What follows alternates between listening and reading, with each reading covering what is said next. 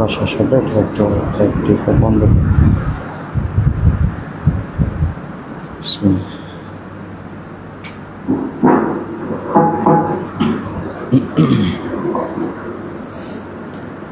আসসালামু আলাইকুম ওয়া রাহমাতুল্লাহি ওয়া বারাকাতুহু। আল্লাহু আকবার আল্লাহু আকবার আল্লাহু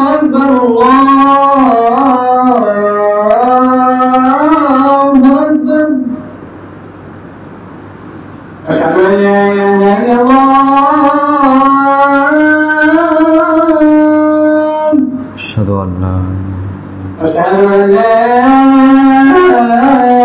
إله إلا الله أشهد أن لا أشهد أن محمدا رسول الله أشهد أن أشهد أن محمدا رسول الله أشهد أن محمدا رسول الله حي على الصلاة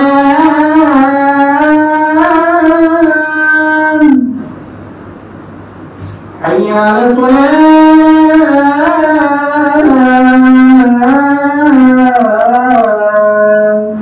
حول ولا حي على الفلاح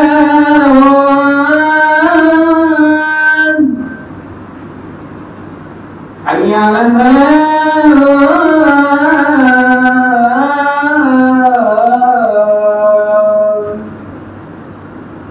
الله أكبر الله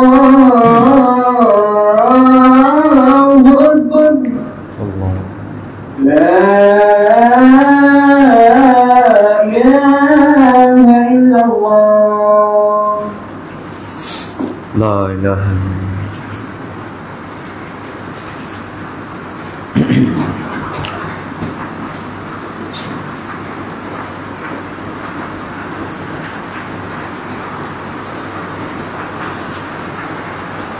صلاة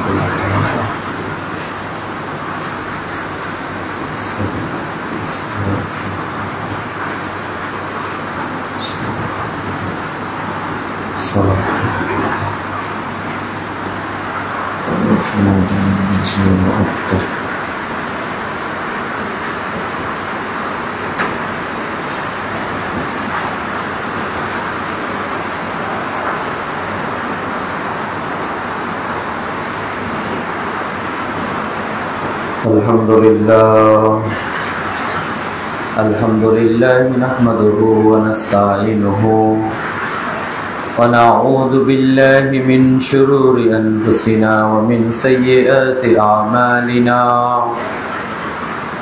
من يهده الله فلا مضل له ومن يضلل فلا هادي له وأشهد أن لا إله إلا الله وحده لا شريك له وأشهد أن محمدا عبده ورسوله أما بعد فإن خير الحديث كتاب الله وخير الهدي هدي محمد صلى الله عليه وسلم وشر الأمور محدثاتها وكل محدثة بدعة وكل بدعة ضلالة وكل ضلالة في النار. أعوذ بالله من الشيطان الرجيم فصل لربك وانهر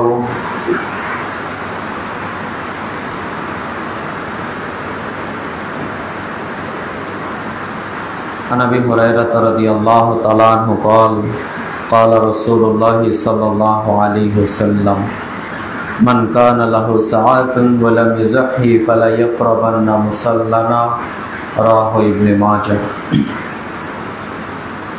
যাবতীয় প্রশংসা গুণগান হামদ সানা সে মহান আল্লাহ সুবহানাহু ওয়া তাআলার দরবারে, যে মহান আল্লাহ সুবহানাহু ওয়া তাআলা পবিত্র জুমার দিন আল্লাহর ঘর মসজিদে এসে কিছু সালাত আদায়ের পর খুতবা শ্রবণের তৌফিক দান করলেন। আমরা সে মহান মনিবের নিকট সকলে অন্তর থেকে শুকরিয়া আদায় করছি। সকলে বলি আলহামদুলিল্লাহ।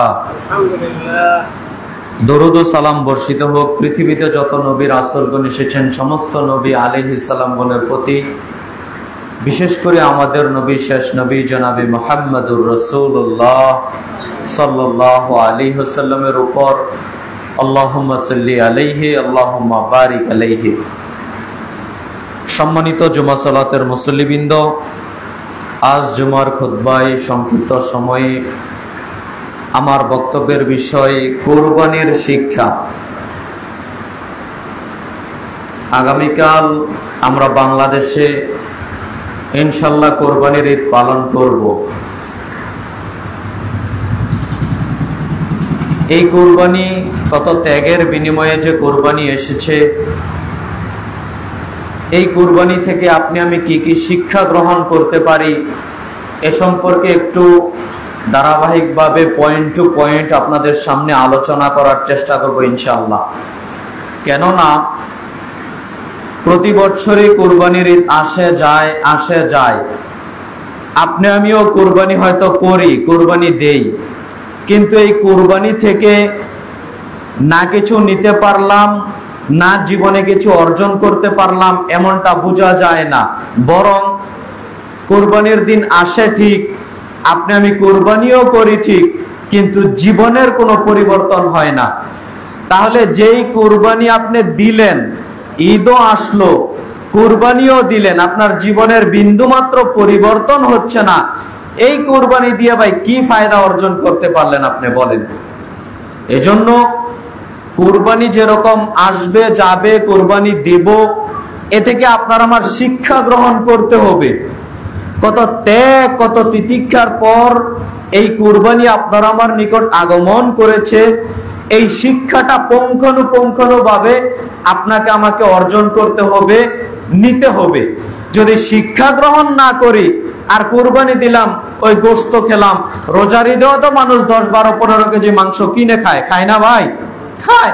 অধিকাংশ ফ্যামিলি 10, 15 কেজি মাংস কিনে রোজার ঈদের মধ্যে আত্মীয় স্বজন আসবে। তো কোরবানির ঈদের সময় যদি আপনি ওই সেন্সে ওই হিসেবে কোরবানি দেন যে ঈদের সময় তো মাংস লাগে এজন্য কোরবানিটা দেই, তাহলে আপনি কোরবানি দিতে পারলেন, এ থেকে আপনি কোনো ফায়দা অর্জন করতে পারবেন না। কোরবানি দিবেন, কোরবানির শিক্ষা আপনার আমার মধ্যে অবশ্যই থাকতে হবে। যেমন 1 নাম্বার শিক্ষা, কোরবানি থেকে আপনি আমি কি কি শিক্ষা অর্জন করতে পারি। হয়তো মুসল্লির সংখ্যা হাতে গোনা কয়েকজন, আমি বিনীতভাবে অনুরোধ করব আপনারা পয়েন্ট টু পয়েন্ট যে কয়জন আছেন একটু মাথাতে রাখার চেষ্টা করেন। হয়তো আপনার জীবনের জন্য একটু উপকৃত হতে পারে, এটা আমি আশা করি ইনশাআল্লাহ। 1 নাম্বার পয়েন্ট, কুরবানি থেকে কি কি শিক্ষা অর্জন করতে পারি, সেটা হচ্ছে ইখলাস, নিয়ত। নিয়তটাকে শুদ্ধ করতে হবে, এটা কুরবানির একটা অন্যতম শিক্ষা। কেননা আপনি যদি কুরবানি দেন, টাকা পয়সা খরচ করলেন, হালাল টাকাই খরচ করলেন, একটা বড় মোটা তাজা পশুও কুরবানি করলেন, কিন্তু আপনার উদ্দেশ্য নিয়ত হচ্ছে সমাজের মানুষ যেন বলে যে আমি বড় একটা কুরবানি, গরু কুরবানি দিলাম। সমাজের মানুষকে দেখানোর জন্য যদি আপনি কুরবানি দেন, এই কুরবানি কি আল্লাহ কবুল করবেন? না, এই কুরবানি আল্লাহর কবুল করবেন না। ওই যে প্রথম পয়েন্ট বললাম, আপনার গোশতের প্রয়োজন, মাংসের প্রয়োজন, ভাবলেন আর 2-4-5 হাজার টাকা মিক্স করে একটা কুরবানি দিয়ে দেই। যদি আপনার উদ্দেশ্য নিয়ত এরকম থাকে, তাহলে কি ভাই কুরবানি কবুল হবে? হবে না। নিয়ত খালেস অন্তরে আল্লাহর জন্য ইবাদতটাকে দিয়ে দিতে হবে। যেমনটি আল্লাহ সুবহানাহু ওয়া তাআলা, জি এটা কার ফোন বাজতেছে? যেমনটি আল্লাহ সুবহানাহু ওয়া তাআলা পবিত্র কোরআনুল কারীমের সূরা হজের 37 নম্বর আয়াতে আল্লাহ সুবহানাহু ওয়া তাআলা বলছেন, লাইয়ানাল্লাহু লুহুমুহা ওয়ালা দিমাউহা ওয়ালাকিন ইয়ানালাহুত তাকওয়া মিনকুম। আল্লাহ সুবহানাহু ওয়া তাআলা বলছেন যে তোমাদের কুরবানির রক্ত, গোশত, মাংস কোনো কিছু আল্লাহর নিকট পৌঁছায় না। শোনো, যেই জিনিসটা আল্লাহর নিকট পৌঁছায় সেই জিনিসটার নাম হচ্ছে তাকওয়া, পরহেজগারিতা। সুবহানাল্লাহ। অর্থাৎ আপনি কুরবানি দিলেন, কত বড় গরু কুরবানি দিলেন, কত বড় খাসি কুরবানি দিলেন, এইগুলো ভাই আল্লাহর নিকট পৌঁছায় না। রক্ত, গোশত, মাংস কোনো কিছু আল্লাহর নিকট পৌঁছায় না। কি পৌঁছায়? আল্লাহ বলছেন যেটা পৌঁছায় তার নাম হচ্ছে তাকওয়া। মানুষ কতটুকু আল্লাহ ভীতি অর্জন করে, কতটুকু তাকওয়া অর্জন করে কুরবানিটা দিল, এইটাই আল্লাহ সুবহানাহু ওয়া তাআলার নিকট শুধুমাত্র পৌঁছায়। মানুষ যদি আল্লাহকে সন্তুষ্ট করার জন্য কুরবানি না দেয়, তাহলে এই কুরবানি আল্লাহর দরবারে কবুল হবে না। দেখেন, বড় গরু কুরবানি দিতে হবে, মোটা তাজা গরু কুরবানি দিতে হবে, এগুলো শর্ত দিয়েছেন নবী সাল্লাল্লাহু আলাইহি সাল্লাম, যে কুরবানির কিছু শর্ত বৈশিষ্ট্য আছে, মোটা তাজা হতে হবে। এই কথা ঠিক আছে, কিন্তু আপনি এখানে দাম্ভিকতা দেখানোর কোনো কিছু নেই। হ্যাঁ, আমি লক্ষ কোটি টাকা দিয়ে গরু কুরবানি দিলাম, আপনার লক্ষ কোটি টাকার গরু কুরবানি আল্লাহর দরবারে কবুল নাও হতে পারে। আরেক ব্যক্তি ৫,০০০ টাকা দিয়ে একটা ছাগল কুরবানি দিয়েছে, তার কুরবানিও আল্লাহর দরবারে কবুল হয়ে যেতে পারে। এইটা শুধু ডিপেন্ড করবে নিয়তের উপর। আপনি সত্যই কি আল্লাহকে সন্তুষ্ট করার জন্য কুরবানি দিচ্ছেন, না মানুষকে দেখানোর জন্য কুরবানি দিচ্ছেন, এইটাই আল্লাহ সুবহানাহু ওয়া তাআলা দেখেন। যদি আপনি আল্লাহকে সন্তুষ্ট করার জন্য কুরবানি দিয়ে থাকেন, আল্লাহ কুরবানি কবুল করবেন। আমরা আলোচনার সূচনাতে যেহেতু আগামীকাল ইনশাআল্লাহ কুরবানি করব, আমরা আল্লাহকে বলি, আল্লাহ আমরা যারা কুরবানি ক্রয় করেছি, কুরবানি দিব, তুমি আল্লাহ আমাদের কুরবানিটাকে তুমি কবুল করে নাও। সবাই বলি আল্লাহুম্মা আমিন। সম্মানিত দ্বীনি মুসলিম ভাই ও বোন, এ থেকে শিক্ষা পাই, কুরবানি যেরকম কবুল হবে না, মনে রেখে দিয়েন, প্রত্যেকটা ইবাদত, শুধু কুরবানি নয়, এটা তো একটা শিক্ষার কথা বললাম, কুরবানি থেকে শিক্ষা নিতে হবে। প্রত্যেকটা ইবাদত তার পূর্বে নিয়তটাকে ভাই খালেস করে নিতে হবে। যদি আপনার উদ্দেশ্য নিয়তে ত্রুটি থাকে, তাহলে আল্লাহর দরবারে কোনো ইবাদত, কোনো কিছুই কবুল হবে না, কোনো কিছুই কবুল হবে না। সালাত, সিয়াম, হজ, যাকাত, দান, সাদাকা থেকে শুরু করে কোনো ইবাদত, আপনি যে ইবাদতটাই করেন না কেন, আল্লাহকে সন্তুষ্ট করার জন্য দিয়েছেন, আল্লাহ কবুল করে নেবেন। আর আপনি আল্লাহকে সন্তুষ্ট করার জন্য দেননি, আল্লাহ কবুল করবেন না। আচ্ছা ভাই, একটু ঠান্ডা মেজাজে, ঠান্ডা মাথায় একটা কথা বুঝেন তো, আপনি একটা জিনিস, কথার কথা, মসজিদে 10,000 টাকা দান করলেন, বুঝেন আমার কথা, মসজিদে 10,000 টাকা দান করলেন। এই যে ইমাম সাহেব, মসজিদে আমি 10,000 টাকা দান করলাম। আপনি দান করলেন মসজিদে 10,000 টাকা, এই মসজিদে 10,000 টাকা দান করলেন। এখন আপনার নিয়ত হচ্ছে, উদ্দেশ্য হচ্ছে, ইমাম সাহেব ভালো করে একটা দোয়া করে দিবে আমার বাপ মার নামে, আমার নামে, আর লোকেরা, মানুষ তো উপস্থিত আছে, মানুষ ভাববে যে অমুক ব্যক্তি 10,000 টাকা দান করলো, আমার নামটা একটু প্রশংসিত হবে, মানুষ একটু ভাববে যে ওই লোকটা 10,000 টাকা দান করলো। আপনার নিয়ত হচ্ছে এইটা। আচ্ছা ভাই বলেন তো, আপনার উদ্দেশ্য হচ্ছে 10,000 টাকা দান করবেন মসজিদে, মানুষ যেন আপনাকে একটু বাহবা দেয়, মানুষ যেন আপনাকে একটু প্রশংসা করে, ইমাম সাহেব যেন আপনার জন্য একটু দোয়া করে। আপনার উদ্দেশ্যই তো ভাই মানুষ যেন একটু প্রশংসা করে। কেন আল্লাহ এইটা নিয়ে নিবেন? আমি মনে হয় বুঝাতে পারলাম না আপনাকে। আপনার নিয়ত, আপনার চাওয়া, আপনার পাওয়া, আপনার আমার চাওয়া পাওয়াই হচ্ছে যে মানুষ ভালো বলুক। তো আল্লাহ কেন এটা কবুল করবেন বলেন আমাকে?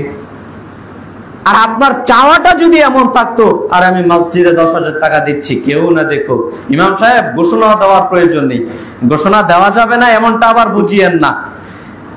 এটা আমি আপনার ইখলাসের সর্বোচ্চ স্তরের কথাটা বলছি, যে ইমাম সাহেব এই যে 200 টাকা থাকলো, কিছু বলার প্রয়োজন নেই, মসজিদে দান করলাম। কেশিয়ার সাহেব 1,000 টাকা থাকলো, মসজিদের কাজে লাগিয়ে দিলেন। কেশিয়ার সাহেব 10,000 টাকা থাকলো, মসজিদের কাজে লাগিয়ে দিলেন। এটা আপনার ইখলাস, আপনি দিয়ে দিলেন। আপনার উদ্দেশ্য কি? আল্লাহ আমাকে নেকি দিবে আল্লাহর সন্তুষ্ট করার জন্য। আচ্ছা ভাই বলেন তো, এইটা কি আল্লাহ কবুল করবেন না?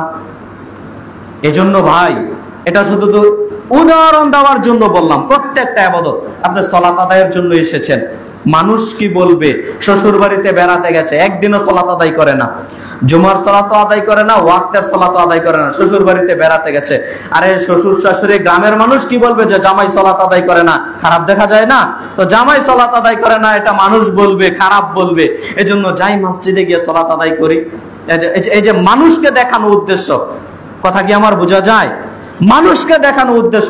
কেন আল্লাহ কবুল করবেন? আরে তুমি দেখাতে মসজিদে এসেছো মানুষকে, কেনই আমলটা আমি কেড়ে নিব? অনুরূপ ভাবে ভাই প্রত্যেকটা ইবাদত আপনার উদ্দেশ্য নিয়ত যদি থাকে ভাই মানুষকে সন্তুষ্ট করার জন্য, মানুষকে দেখানোর জন্য, এটার ইবাদত থাকবে না, এটা রিয়া লোক দেখানো ইবাদতে পরিণত হয়ে শিরকে পরিণত হয়ে যাবে। এজন্য প্রিয় ভাইয়েরা আমার, এই কুরবানির প্রথম নাম্বার শিক্ষা যেটা আপনি আমি পাই সেটা হচ্ছে ইখলাস। নিয়তটাকে শুদ্ধ করতে হবে। নিয়তটাকে যখন শুদ্ধ করে আপনি আমি প্রত্যেকটা ইবাদত করতে পারবো, তাহলে দেখবেন ওই কাজে আল্লাহ সুবহানাহু ওয়া তাআলা বরকত দিবেন ইনশাআল্লাহ। আর যদি আপনি মানুষকে দেখানোর জন্য কোনো কিছু করেন, ওই কাজে ভাই রহমত বরকত জিনিসটা থাকবে না। আপনি জানেন, আপনাকে আমি মুসলিম গ্রন্থের একটা হাদিস বলি, নাসাইতে পেয়ে যাবেন, হাদিসে কুদসি হাদিস নাম্বার 5। রাসূল সাল্লাল্লাহু আলাইহি ওয়াসাল্লাম একটা বিবরণ পেশ করছেন। আমি এখানে পয়েন্টটা রেখে সামনে চলে যাব, একটু কথা বলি। রাসূল সাল্লাল্লাহু আলাইহি ওয়াসাল্লাম তিনি বলছেন, আবু হুরায়রা থেকে বর্ণিত হাদিস রাদিয়াল্লাহু তাআলা আনহু, তিনি বলেন যে রাসূল সাল্লাল্লাহু আলাইহি ওয়াসাল্লাম বলেন কিয়ামতের দিন তিনজন ব্যক্তিকে আনা হবে। হয়তো হাদিস অনেকের জানা, আমি টিকা স্বরূপ বলে সামনের দিকে যাব। রাসূল সাল্লাল্লাহু আলাইহি ওয়াসাল্লাম বলেন যে কিয়ামতের দিন তিন ব্যক্তিকে আল্লাহ তাআলা আনবেন, এনে বলবেন তুমি আমার জন্য কি করেছো? এক ব্যক্তি জবাবে বলবে, শহীদ ব্যক্তি জবাবে বলবে, আল্লাহ আমি তোমার দ্বীনকে উঁচু করার জন্য যুদ্ধ করেছি, শেষ পর্যন্ত জিহাদ করে শহীদ হয়ে গেছি আল্লাহ। তখন আল্লাহ বলবেন কাযাবতা, তুমি যে মিথ্যা কথা বলছো, তুমি দূর হও এখান থেকে, তুমি মিথ্যা কথা বলছো, বরং তোমার উদ্দেশ্য হচ্ছে তুমি শহীদ হবে, তোমাকে যেন লোকেরা বীর উপাধি দেয়, লোকেরা যেন তোমাকে সৈনিক উপাধি দেয়, লোকেরা যেন তোমাকে বাবা বলে, এইটা হচ্ছে তোমার উদ্দেশ্য। এই কারণে তুমি যুদ্ধ করেছ, শহীদ হয়েছ, তুমি দূর হও এখান থেকে। এরপরে তাকে জাহান্নামের আগুনে টেনে হেঁচড়ে নিক্ষেপ করা হবে। দেখেন কিসের উদ্দেশ্য ভাই? নিয়ত, নিয়তের ত্রুটি। আরেক ব্যক্তিকে আল্লাহ ডাকবেন, আলেমকে আল্লাহ ডেকে বলবেন তুমি আমার জন্য কি করেছো? আলেমও বলবে আল্লাহ কোরআন হাদিসের জ্ঞান অর্জন করেছি, কোরআন মাজিদ পড়েছি, মানুষকে শিক্ষা দিয়েছি। তখন আল্লাহ বলবেন কাযাবতা, তুমি মিথ্যা কথা বলছো, তুমি আমাকে সন্তুষ্ট করার জন্য এগুলো করনি, বরং তুমি মানুষকে দেখানোর জন্য, মানুষ তোমাকে বড় আলেম বলবে, এই কারণে তুমি এই কাজ করেছো। কাযাবতা, তুমি মিথ্যা কথা বলেছো, দূর হও এখান থেকে। ওই ব্যক্তিকে তারপরে টেনে হেঁচড়ে, আলেমকে টেনে হেঁচড়ে জাহান্নামে নিক্ষেপ করা হবে। দেখেন নিয়ত খারাপ, উদ্দেশ্য খারাপ। এই জন্য প্রিয় ভাইয়েরা আমার, প্রত্যেকটা কাজ ও কর্মের শুরুতে নিয়তটাকে শুদ্ধ করে নেওয়ার চেষ্টা করবেন। সম্মানিত দ্বীনি মুসলিম ভাই বোন, অনুরূপ ভাবে দানশীল ব্যক্তিকে আল্লাহ সুবহানাহু ওয়া তাআলা ডাকবেন, কি করেছো আমার জন্য?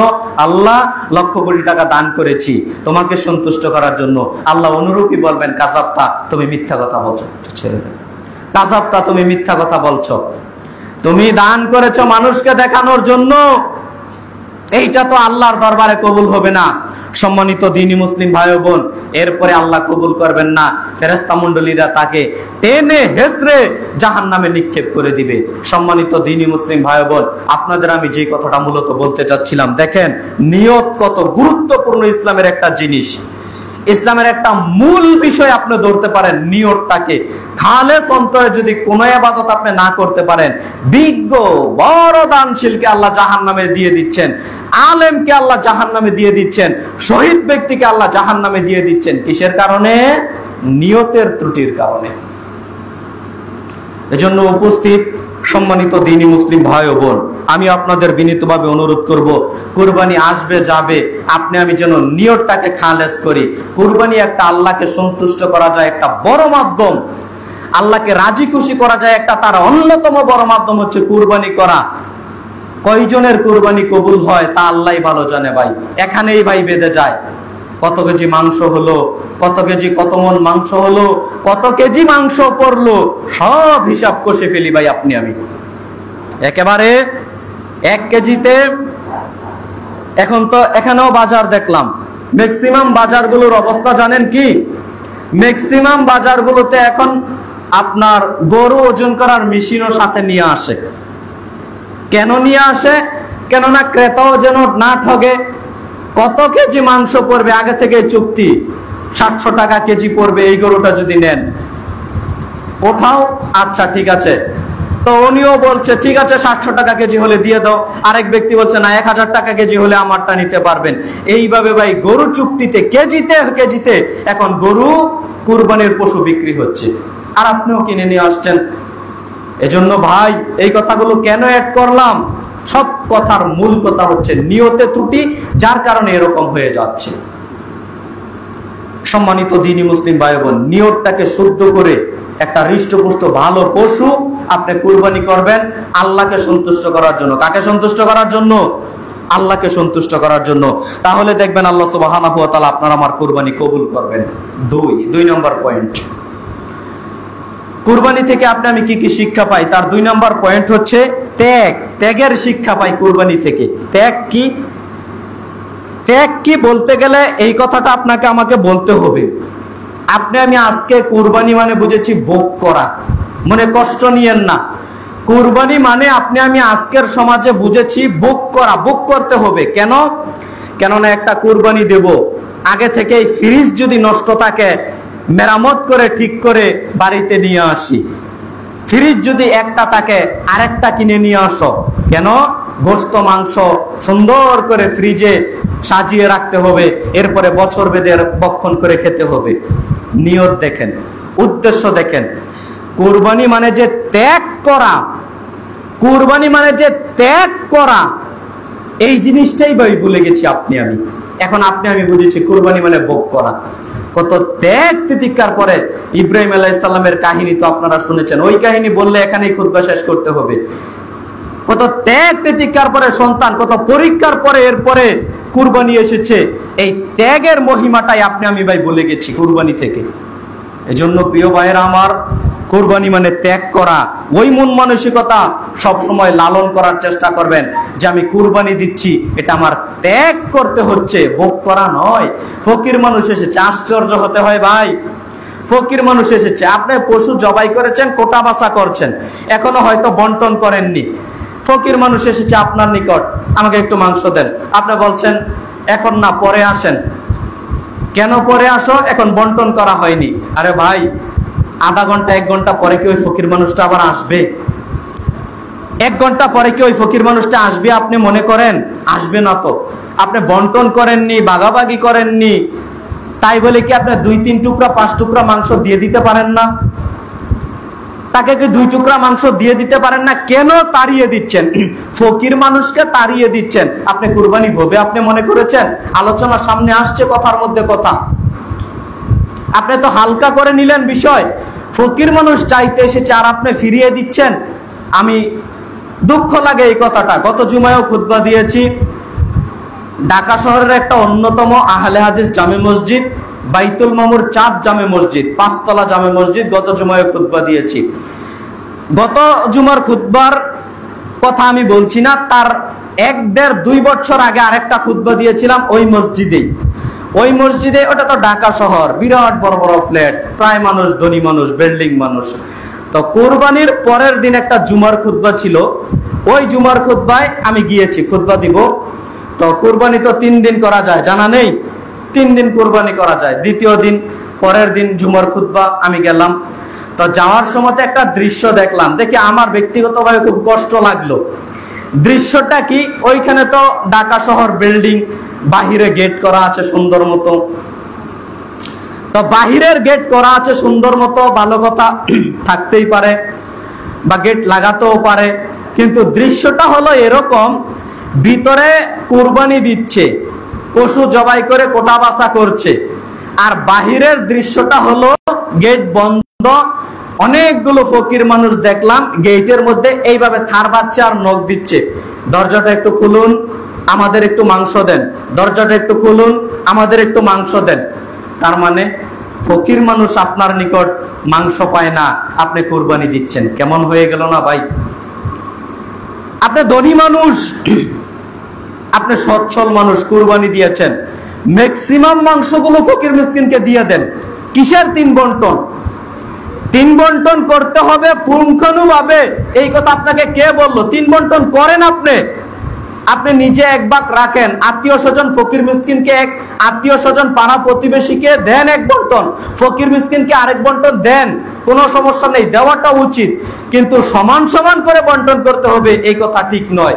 বরং এখানে এই কথাটা মনে রেখে দিয়েন, কুরবানির মাংস বন্টন এইভাবে করবেন। আপনি যদি গরিব মানুষ, অসহায় মানুষ হয়ে থাকেন, বুঝেন আমার কথা, আপনি যদি গরিব মানুষ, অসহায় মানুষ হয়ে থাকেন, আপনি গরিব মানুষ, আপনার ফ্যামিলিতে 10-12 জন মানুষ সদস্য, আপনি কষ্ট ক্লেশ করে একটা ছাগল কুরবানি দিয়েছেন, কিছু টাকা পয়সা জমি একটা ছাগল কুরবানি দিয়েছেন। এখন যদি পুঙ্খানুপুঙ্খানুভাবে 3 বন্টন করেন, তাহলে দেখা যাচ্ছে আপনার বন্টনে মাত্র 3 কেজি মাংস পড়লো। 3 কেজি মাংস মানে আপনার সদস্য সংখ্যা 10-12 জন। ঈদের দিন খাওয়ার পর পরের দিন আপনি নিজেই খেতে পারবেন না, ব্যাপারটা এমন হয়ে যাবে না? এই ক্ষেত্রে আপনি আপনার বন্টন বেশি রাখতে পারেন, কোনো সমস্যা নেই। কথা বুঝাতে পারলাম? এই ক্ষেত্রে আপনি আপনার বন্টন বেশি রাখতে পারেন, কোনো সমস্যা নেই, শরীয়ত আপনাকে বাধা দেয় না। আবার মনে রেখে দিয়েন, আপনি ধনী মানুষ, লক্ষ কোটি টাকার মালিক, হাজার হাজার টাকার মালিক, আপনি চাইলেই সপ্তাহে সপ্তাহে গরুর মাংস কিনে খেতে পারেন।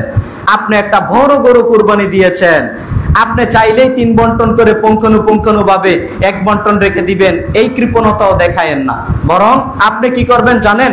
আপনাকে আমি এইটা মূলত বলতে এসেছি, আপনি 2-4-5 কেজি মাংস রাখেন, আর কুরবানিতে যত মাংস হবে চাইলে আপনি সব ফকির মিসকিন আত্মীয় স্বজনের মাঝে বিলিয়ে দেন। এটা হবে আপনার উদারতা, এটা হবে আপনার ইখলাসের উদারতা। আপনি যে আল্লাহর সন্তুষ্টির জন্য কুরবানি দিয়েছেন, এটার তার বহির প্রকাশ পেয়ে যাবে ভাই। কেন? আপনি ধনী মানুষ, চাইলেই তো পরের সপ্তাহে 5 কেজি মাংস এনে কিনে খেতে পারবেন, তাই নয় কি ভাই?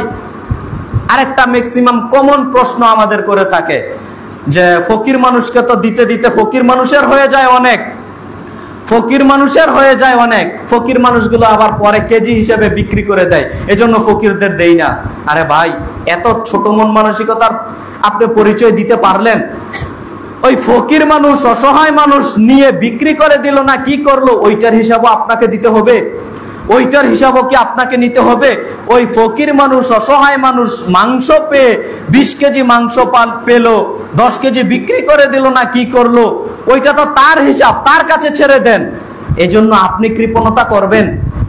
আমি মনে হয় বুঝাতে পারলাম না, আমার কথা কি বোঝা যায়? তাই বলে কি আপনি কৃপণতা করবেন? ও যদি সব বিক্রি করে দেয়, আপনার কুরবানির কোনো ক্ষতি হবে না, বরং আপনি না দিলে আপনার কুরবানির ক্ষতি হবে। আপনি কৃপণতা করলে আপনার কুরবানির ক্ষতি, আপনার কুরবানি হবে না তো কেন? আল্লাহ বলছেন,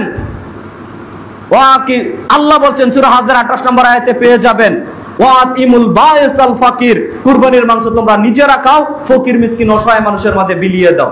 তো আপনি নিজে খেলেন, ফকির মিসকিনকে তাড়িয়ে দিলেন, তো কুরবানি হবে আপনি মনে করেছেন? এজন্য সম্মানিত দ্বীনি মুসলিম ভাই বোন, কুরবানি মানে ত্যাগ করা, ভোগ করা নয়। কুরবানি মানে ত্যাগ করা, ভোগ করা নয়। এই জিনিসটা উপলব্ধি করে কুরবানি করার চেষ্টা করবেন। আল্লাহ সুবহানাহু ওয়া তাআলা আপনাদের আমাদের কুরবানিকে কবুল করুক, সবাই বলি আল্লাহুম্মা আমিন।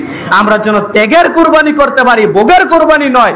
আল্লাহ তুমি আমাদের এই কুরবানিগুলোকে কবুল করো, সবাই বলি আল্লাহুম্মা আমিন।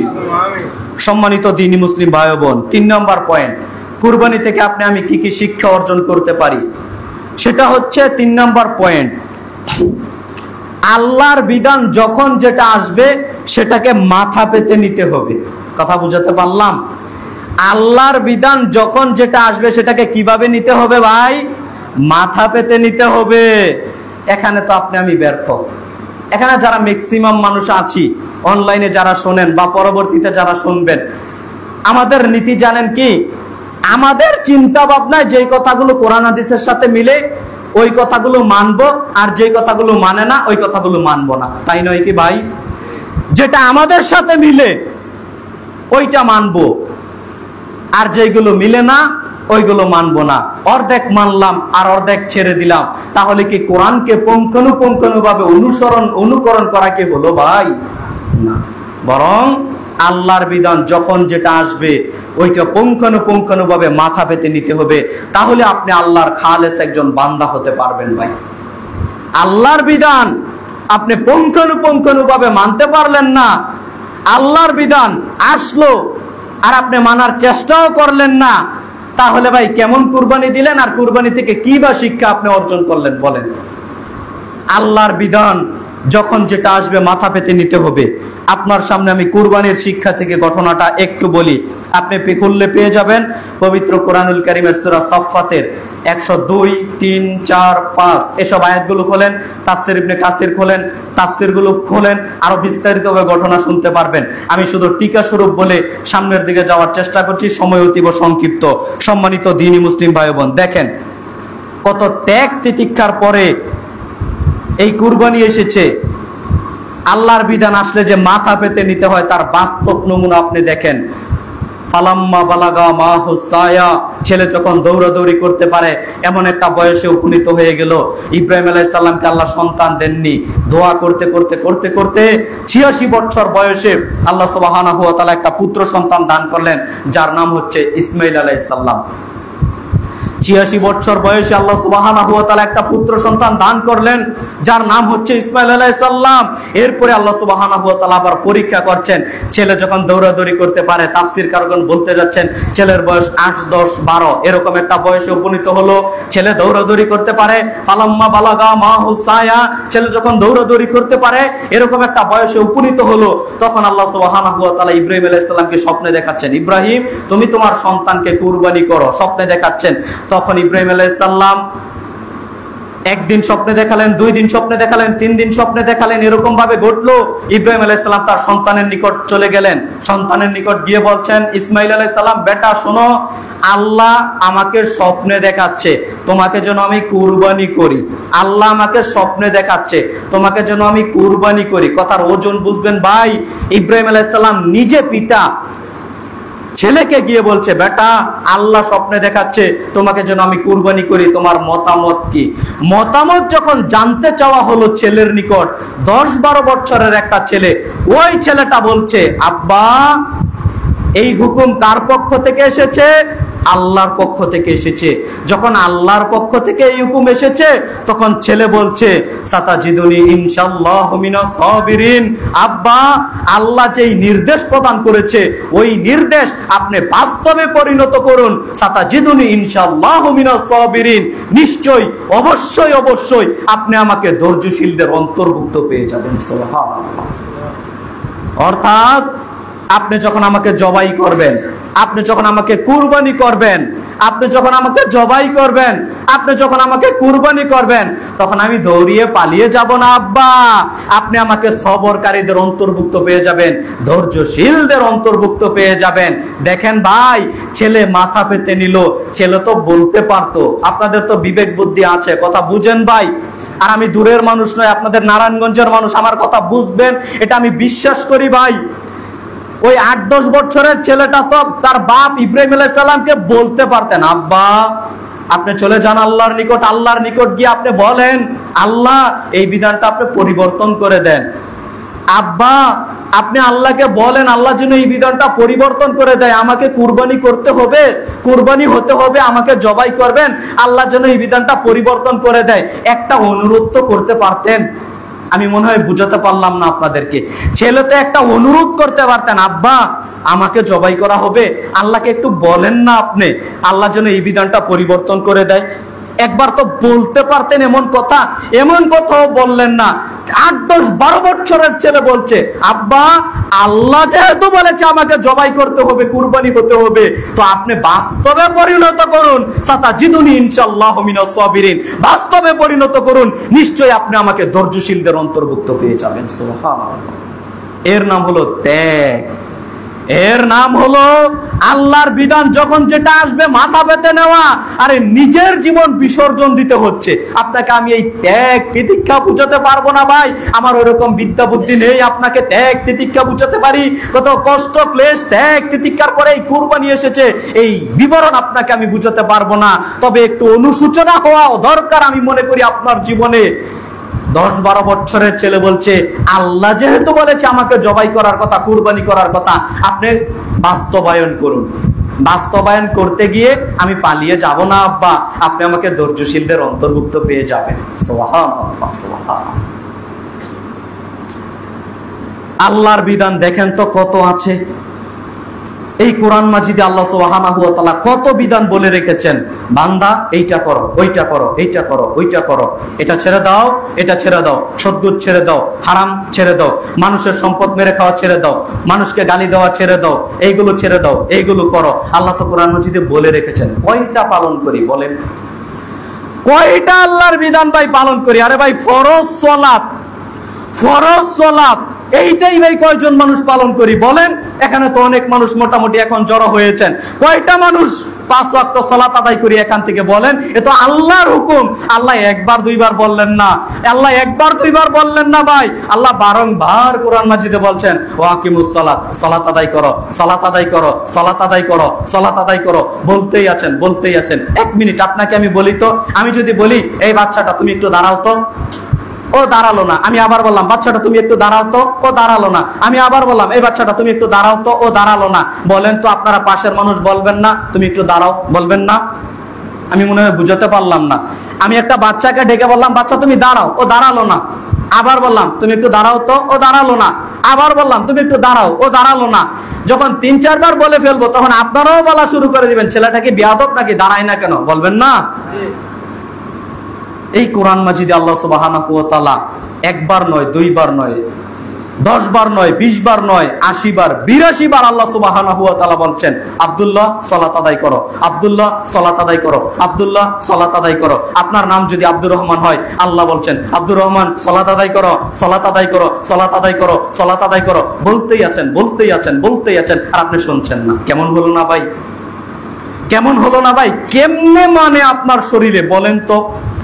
সালাত ছাড়া আপনার জীবন পার হয় কিভাবে আপনি বলেন তো ভাই? আল্লাহ তো বারংবার বলছেন সালাত আদায় করো। আর কুরবানির কথা বলছি না, আলোচনা করছি না। আল্লাহ তো কোরআন মাজিদে বলছেন, আমি খুতবাতে আয়াতটা পাঠ করেছি, সূরা কাউসার, পরিচিত সূরা। অন্য মানুষ অন্য সূরা না পারলেও সূরা কাউসারটা পারে। আল্লাহ বলছেন ফাসাল্লি লিরাব্বিকা ওয়ানহার। আয়াত মুখস্থ নেই সবার?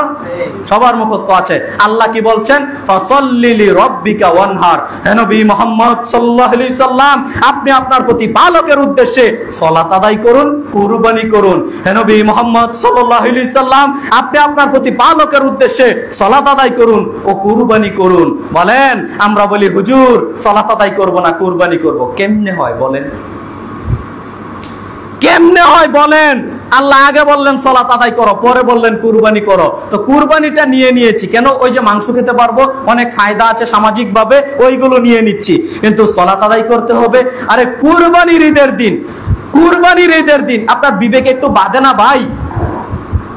কুরবানির ঈদের দিন একটু পরে কুরবানির পশু জবাই করব, তার কয়েক ঘন্টা পূর্বে ফজরের সালাত, ওই সালাতটা আপনি আমি অধিকাংশ মানুষ আদায় করি না।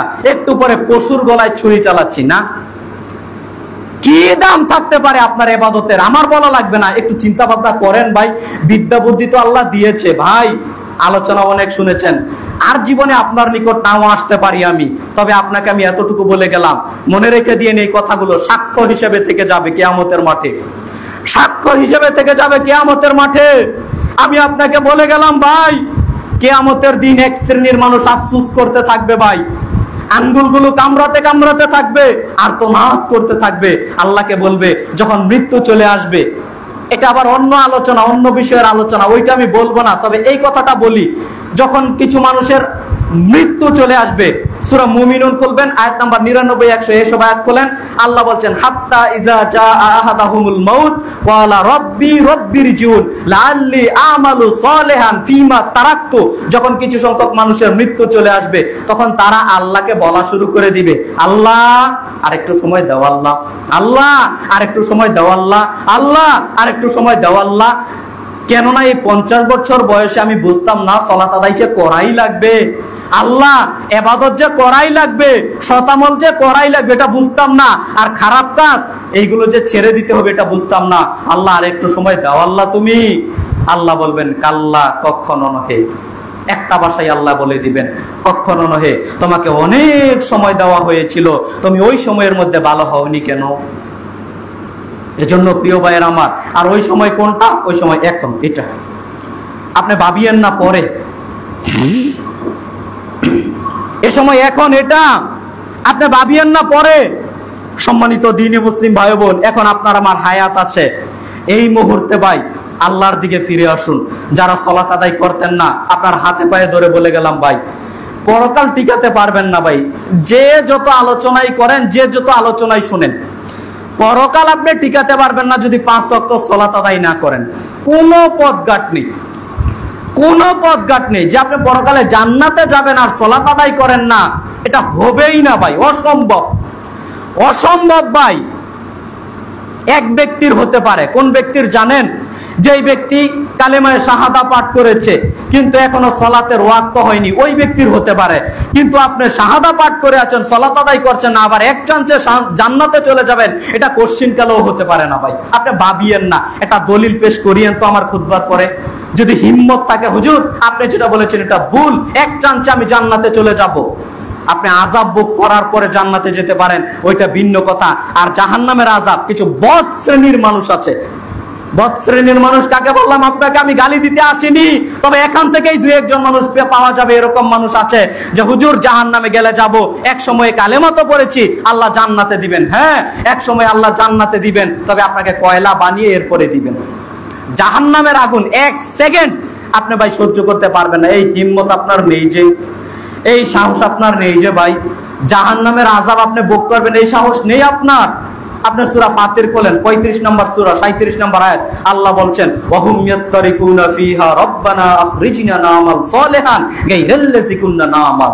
যখন জাহান্নামীদেরকে জাহান্নামে নিক্ষেপ করা হবে, বহুকাল থাকা তো বহু দূরের কথা, চিরকাল থাকা তো বহু দূরের কথা, অনেক দিন থাকা তো বহু দূরের কথা, জাহান্নামে নিক্ষেপ করার সাথে সাথে আর্তনাদ শুরু করে দিবে, আহাজারি শুরু করে দিবে, চিৎকার চেঁচামেচি শুরু করে দিবে।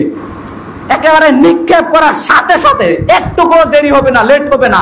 আল্লাহ বলছেন এই কথা, নিক্ষেপ করার সাথে সাথে বলা শুরু করে দিবে ওয়াহুম ইয়াস্তারিকুনা ফিহা রব্বানা আখরিজনা না'মাল সালিহান গায়রাল্লাযী কুননা না'মাল। আল্লাহ আমাদের তুমি আল্লাহ আবার পৃথিবীতে প্রেরণ করুন। আল্লাহ জাহান্নামের আযাব আল্লাহ সহ্য করতে পারছি না, আল্লাহ আল্লাহ জাহান্নামের আযাব শাস্তি আল্লাহ সহ্য করতে পারছি না, আল্লাহ আবার দুনিয়াতে প্রেরণ করুন। প্রেরণ করলে কি হবে?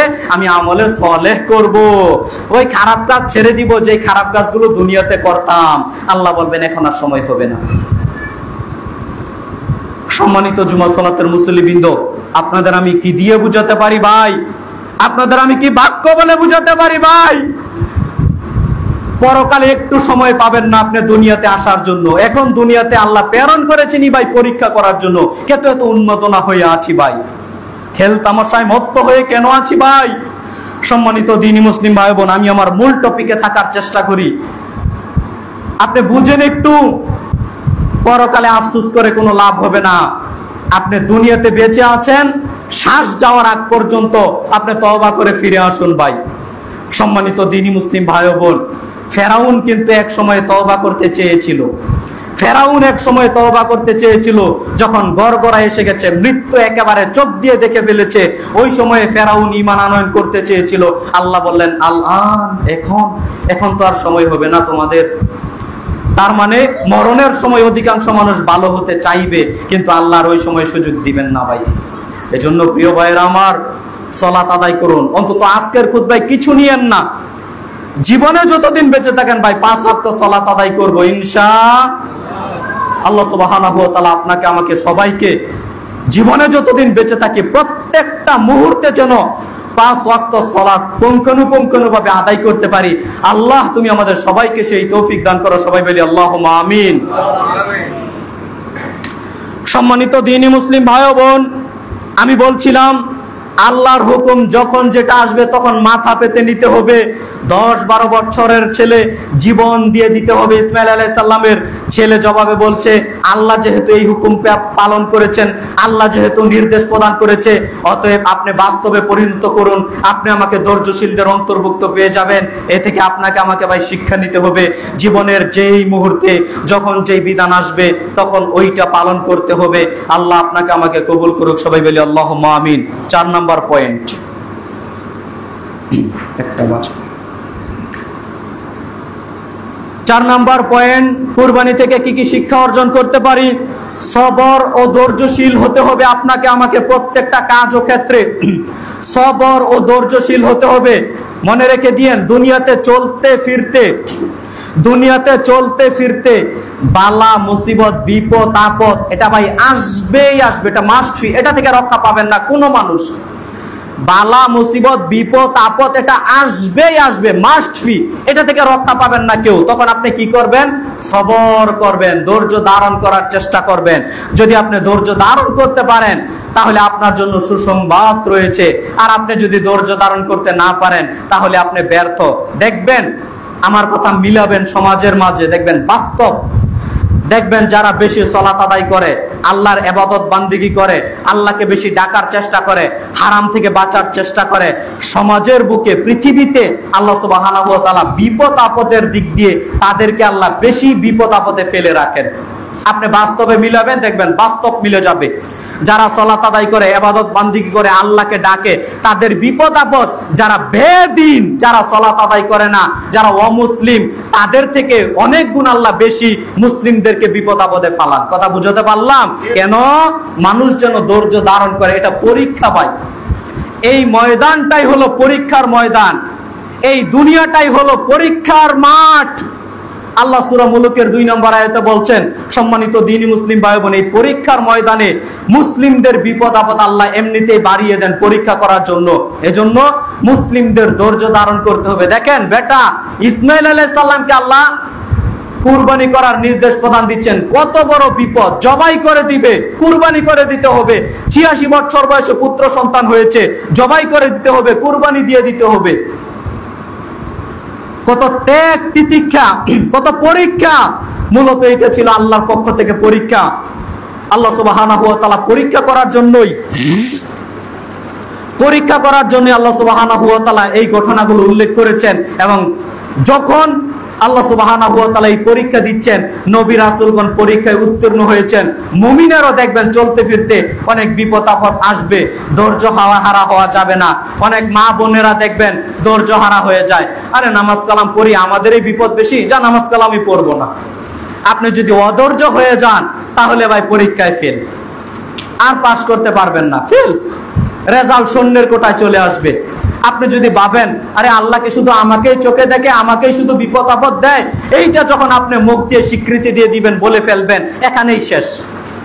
তার মানে আল্লাহ আপনাকে বিপদ আপদে ফালাবেন যাতে আপনি পরকালে সহজে জান্নাতে যেতে পারেন। কথা বুঝাতে পারলাম? দুনিয়াতে আল্লাহ বিপদ আপদে ফালাবেন, এটাই স্বাভাবিক।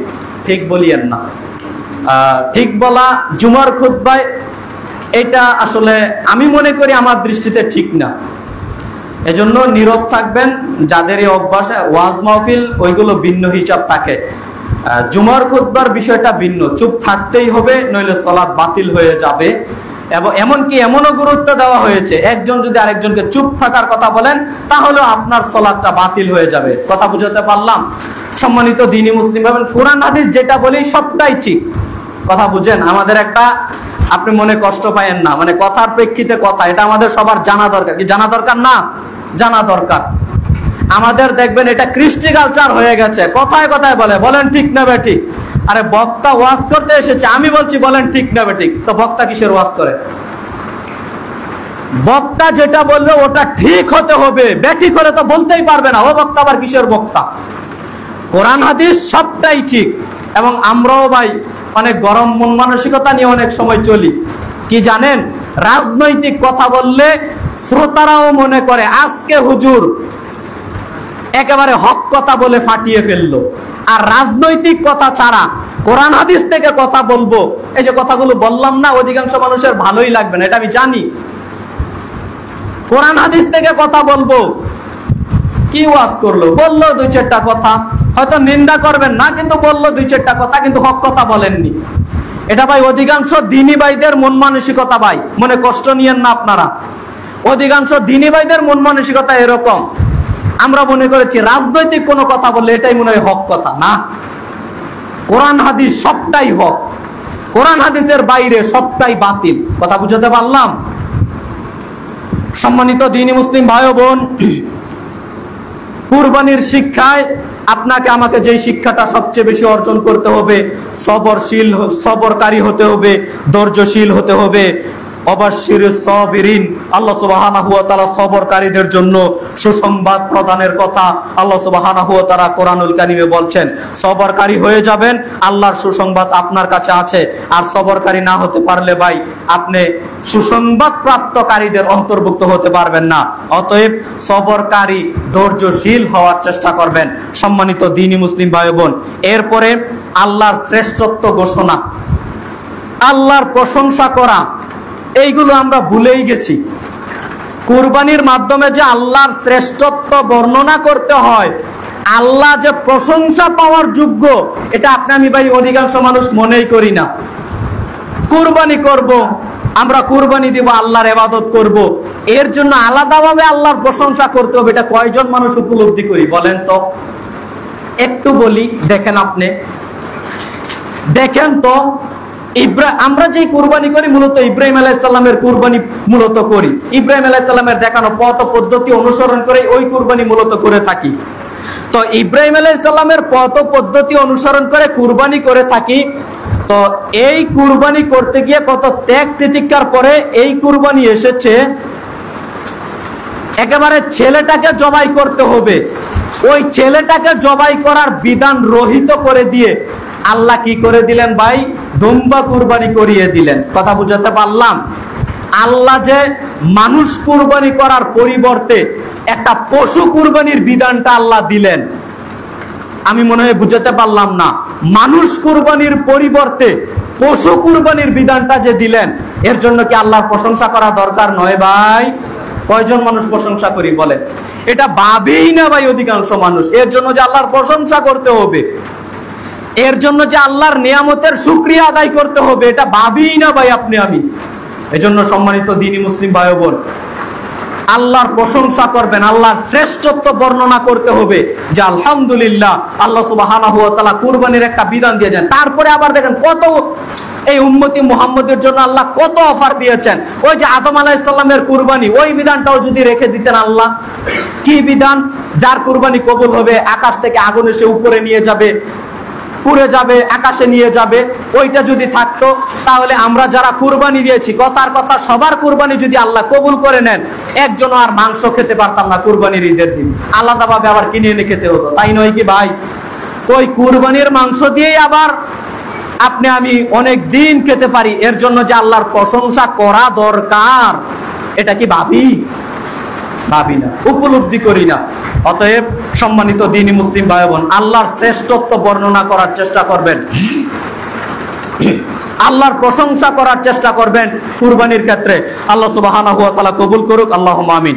সম্মানিত দ্বীনি মুসলিম ভাই বোন, আজকের খুতবার সর্বশেষ পয়েন্ট, সেটা হচ্ছে দানশীল হতে হবে আপনাকে আমাকে। কুরবানির মাধ্যমে এই শিক্ষাটা আপনি আমি ভালোভাবে পাই, দানশীল হতে হবে। দানশীল মানে কুরবানি দিলাম, ওই যে বন্টনের বিষয়টা বললাম, কুরবানির এই অন্যতম একটা শিক্ষা হচ্ছে মানুষকে দান করা, মানুষকে দিয়ে দেওয়া, ফকির মিসকিন অসহায় মানুষকে দান করা। এই মন মানসিকতা ভাই কুরবানির শিক্ষা থেকে পাই না পেয়ে যায়। অতএব যেহেতু কুরবানির শিক্ষা থেকে দান করার মন মানসিকতা চিন্তা ভাবনা পাই, সর্বক্ষেত্রে আপনারা দানের মন মানসিকতা রাখার চেষ্টা করবেন। মসজিদ, মাদ্রাসা, এতিমখানা, ফকির মিসকিন অসহায় মানুষ, সর্বক্ষেত্রে উদার মনের হওয়ার চেষ্টা করবেন, দান করার বেশি বেশি চেষ্টা করবেন। আল্লাহ সুবহানাহু ওয়া তাআলা আপনাদের আমাদের সবাইকে বেশি থেকে বেশি পরিমাণে দান করার মন মানসিকতা আল্লাহ তৈরি করে সবার মাঝে, সবাই বলি আল্লাহুম্মা আমিন। সম্মানিত দ্বীনি মুসলিম ভাই বোন, আর দুই একটা পয়েন্ট ছিল, আমি কাটছাট করে সামনের দিকে চলে যাচ্ছি। একটা গুরুত্বপূর্ণ বিষয় শেয়ার করতে হবে আপনার সাথে। কুরবানির বিষয়ে আলোচনা এখানেই রেখে দিয়ে আপনার সামনে আমি এখন কয়েকটা গুরুত্বপূর্ণ কথা বলবো আগামীকালকে কেন্দ্র করে, মনে রেখে দিয়ে। আগামীকাল হচ্ছে ইয়াউমুন নাহার, কুরবানির দিন, তাই নয় কি? কুরবানির দিন। তো এই কুরবানির দিন আপনার আমার কয়েকটা গুরুত্বপূর্ণ সুন্নত আমল আছে, অর্থাৎ ঈদের দিনের কয়েকটা সুন্নত আমল। এক নজরে কয়েকটা সুন্নত আমল বলে দেই, ইনশাআল্লাহ আপনারা মনে রাখবেন, কালকে আমল করার চেষ্টা করবেন। এক, ঈদের দিনের কিছু গুরুত্বপূর্ণ সুন্নত হচ্ছে, আপনি আজকে ফজর থেকে তাকবীর পাঠ করা শুরু করে দিবেন এবং 13 তারিখ আসর সালাত পর্যন্ত আপনারা প্রত্যেক ফরজ সালাতের পরে উচ্চ স্বরে তাকবীর পাঠ করার চেষ্টা করুন। আল্লাহু আকবার, আল্লাহু আকবার, ওয়ালিল্লাহিল হামদ। এই তাকবীরটা বেশি থেকে বেশি পরিমাণে পড়ার চেষ্টা করবেন ইনশাআল্লাহ। 2 নাম্বার, ঈদের মাঠে যাওয়ার আগে মেসওয়াক করে নেবেন, মেসওয়াক এবং গোসল করে নেবেন। অনেকে তাড়াহুড়া লাগিয়ে দেয়, গোসলও নিজে করতে পারে না। গোসল করে এরপর ঈদগাহের মাঠে যাওয়ার চেষ্টা করবেন, এটা গুরুত্বপূর্ণ একটা সুন্নত আমল। 3 নাম্বার, উত্তম পোশাক পরিধান করে ঈদগাহের মাঠে যাওয়ার চেষ্টা করবেন। উত্তম পোশাক কি? তাকওয়ার পোশাক। উত্তম পোশাক কি? তাকওয়ার পোশাক। পাঞ্জাবি পায়জামা, যদি রুমাল থাকে, টুপি থাকে, আতর সুরমা, মানে উত্তম পোশাক পরিধান করে, এরপরে তাকওয়ার পোশাক পরিধান করে আপনি ঈদগাহের মাঠে যাওয়ার চেষ্টা করবেন, এটা গুরুত্বপূর্ণ একটা সুন্নত আমল। এরপরে আতর সুগন্ধি মেখে এরপরে ঈদগাহের মাঠে যাওয়ার চেষ্টা করবেন। তবে মহিলারা না, শুধুমাত্র পুরুষ ভাইয়েরা আতর সুগন্ধি মেখে ঈদগাহের মাঠে যাবেন, আর মা বোনেরা আতর সুগন্ধি মাখতে পারবেন না। মা বোনেরাও ভালো পোশাক পরিধান করে ঈদগাহের মাঠে গিয়ে ঈদের সালাত আদায়ের চেষ্টা করবেন। 5 নাম্বার, ঈদের দিনের সুন্নত, না খেয়ে ঈদগাহের মাঠে যাওয়ার চেষ্টা করবেন। এটা ভুল করে থাকি আমি। রোজার ঈদের বিবরণ একরকম, ঈদ উল ফিতরের বিবরণ একরকম। ঈদের মাঠে যাওয়ার পূর্বে 3টা খেজুর খেয়ে যেতে হয়। আর ঈদ উল আজহা, যেটা আগামীকাল, এই ঈদের মাঠে আপনি না খেয়ে যাওয়ার চেষ্টা করবেন। রাসূল সাল্লাল্লাহু আলাইহি ওয়াসাল্লাম না খেয়ে যেতেন এবং কুরবানির পশু কুরবানি করে কুরবানির গোশত দ্বারা রাসূল সাল্লাল্লাহু আলাইহি ওয়াসাল্লাম প্রথম খাবার তিনি খেতেন ঈদের দিনের। কথা বুঝাতে পারলাম? অর্থাৎ আপনারাও না খেয়ে যাওয়ার চেষ্টা, ওই যে সেমাই, তারপরে আরো কত কি আপ্যায়ন করে, এগুলো না করে দিবেন আজকে বাড়িতে গিয়ে, যে কালকের জন্য অফ, কালকের জন্য অফ, বিকালে করবেন বা অন্য সময় করবেন, কোনো সমস্যা নেই। বা ঈদের মাঠ থেকে এসে খাবেন, কোনো সমস্যা নেই। কিন্তু ঈদের মাঠ থেকে এসে কুরবানির মাংস দ্বারা প্রথম খাবার খাওয়ার চেষ্টা করবেন, এটা গুরুত্বপূর্ণ একটা সুন্নত। আল্লাহ কবুল করুক, সবাই বলি আল্লাহুম্মা আমিন। তারপরে 2 রাস্তা অবলম্বন করে ঈদগাহের মাঠে যাওয়ার চেষ্টা করবেন। 2 রাস্তা যদি না থাকে তাহলে এক রাস্তা দিয়েই যাবেন, ডাইন সাইড দিয়ে যাবেন, আসার সময় অপর সাইড দিয়ে আসার চেষ্টা করবেন। তারপরে ঈদের মাঠে আমি একটা আমল করি, কোলাকুলি। এখানে একটা ভুল আছে। ঈদের মাঠে মুসাফা কোলাকুলি দুইটাই করতে পারেন, তবে নিয়মটা ভিন্ন। নিয়মটা কি? ভালো করে মনে রাখেন। নিয়মটা হলো, আপনি যদি সচরাচর ম্যাক্সিমাম, মানে সকালে দেখা হচ্ছে, বিকালে দেখা হচ্ছে, এরকম পাড়া প্রতিবেশীর সাথে সাক্ষাৎ হয়, তাহলে মুসাফা করবেন। কি করবেন? মুসাফা করবেন। আর যদি 6 মাস পরে দেখা হচ্ছে, 1 বছর পরে দেখা হচ্ছে, সফর থেকে এসেছে, তাহলে আপনি কোলাকুলি করবেন। তবে কোলাকুলির বিধান এইভাবে নয়, আমি একেবারে জড়িয়ে ধরি, পেটের সাথে পেট কোলাকুলি করি না, এটা কিন্তু নিষেধ। এইভাবে আপনি করতে পারবেন না, বরং কাঁধের সাথে কাঁধ মিলাবেন। কথা কি বুঝেছেন? কাঁধের সাথে কাঁধ মিলাবেন, এটা হচ্ছে গুরুত্বপূর্ণ একটা সুন্নত। এই 2টা বিষয় মনে রাখার চেষ্টা করবেন। এরপরে ঈদের দিন ঈদের দোয়াটা পড়ার চেষ্টা করবেন। একজন মুসলিম আরেকজন মুসলিম ভাইয়ের সাথে যদি সাক্ষাৎ হয়, তাকাব্বালাল্লাহু মিন্না ওয়া মিনকুম, তাকাব্বালাল্লাহু মিন্না ওয়া মিনকুম, এই দোয়াটা পড়ার চেষ্টা করবেন। এই দোয়াটা আপনি পড়ার চেষ্টা করবেন। ঈদ মোবারক না বলার চেষ্টা করবেন, যদি বলতে হয় বলেন, কিন্তু না বলার চেষ্টা করবেন। রাসূলের যেটা প্রকৃত সুন্নত আমল, আল্লাহ আমার ঈদ তোমার ঈদ, আমার নেকামল তোমার নেকামল কবুল করুক, আল্লাহুম্মা আমিন। কত উত্তম দোয়া নবী সাল্লাল্লাহু আলাইহি সাল্লাম শিক্ষা দিয়েছেন। এই দোয়াটা যেন আপনি আমি সবাই শিক্ষা গ্রহণ করি এবং পড়ার চেষ্টা করি। আল্লাহ কবুল করুক, সবাই বলি আল্লাহুম্মা আমিন। সম্মানিত দ্বীনি মুসলিম ভাই বোন, এই হলো ঈদের দিনের কিছু গুরুত্বপূর্ণ সুন্নত আমল, যে কথাগুলো বললাম। আল্লাহ আমাকে আপনাদের সবাইকে প্রত্যেকটা কথার প্রতি আমল করার তৌফিক দান করুক, সবাই বলি আল্লাহুম্মা আমিন। আল্লাহুম্মা সাল্লি আলাইহি, আল্লাহুম্মা বারিক আলাইহি।